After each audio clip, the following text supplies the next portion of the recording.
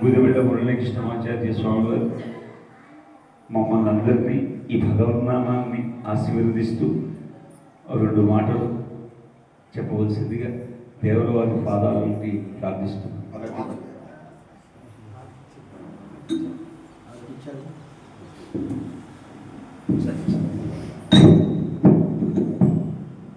बोलो रामचंद्र भगवान की सीता माई की लक्ष्मण स्वामी की पवन सुत हनुमान की अवधूतेन्द्र भक्त मंडली की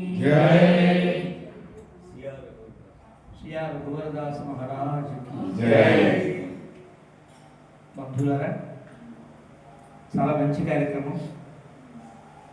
దాదాపుగా వేదములు వేదాంతములు అన్నీ తెలిసిన వారు ఏం చేయాలో, ఏమీ రాని వారు ఏం చేయాలో అదే భజన అంటే.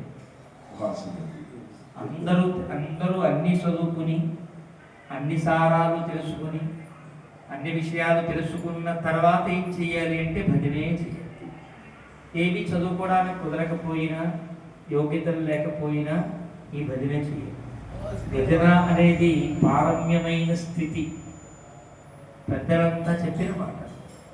ఈ భజన సంప్రదాయాన్ని చాలా లోకంలో ప్రవర్తింపజేసిన వారు చరిత్రకి తెలియకపోవచ్చు, కానీ చరిత్రను బాగా కనుక అర్థం చేసుకుంటే భక్తి సంప్రదాయాన్ని, భజన సంప్రదాయాన్ని హరిదాసులుగా, రకరకాల మానదాసులుగా, రకరకాల వ్యవస్థలలో ఈ సమాజంలో ప్రవర్తింపజేసిన వారు రామానుజులు వారు అనేది చరిత్ర నిష్పక్షపాతంగా చూసిన వారికి తెలుస్తుంది.